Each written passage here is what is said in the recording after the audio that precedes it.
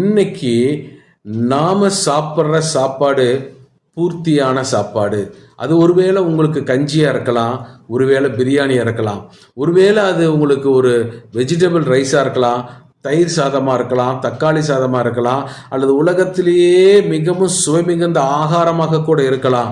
ஆனால் உங்களுக்கு உங்கள் பந்தியிலே அது வந்திருக்குமானால் தேவன் அதை ஆசீர்வதித்து கொடுத்திருக்கிறார். அதற்கு நன்றி உணர்வோடு வாழ கற்றுக்கொள்ளுங்கள்.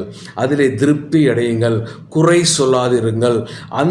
ஏனென்றால் அந்த உணவு கிடைக்காத எத்தனையோ லட்சக்கணக்கான கோடிக்கணக்கான மக்கள் அந்த ஒருவேளை உணவுக்காக ஏங்கிக் கொண்டு இருக்கிறார்கள். ஆகவே நமக்கு நல்ல உணவுகளை கொடுத்து பராமரிக்கிற ஆண்டவரில் நாம் அன்பு கூற வேண்டும். அவருக்கு நன்றி உணர்வோடு இருக்க வேண்டும். மாத்திரமல்ல, உணவை வீணாக்காமல் அதை முடிந்த அளவு மற்றவர்களுக்கு பகிர்ந்து கொடுக்க பழகிக்கொள்ளுங்கள்.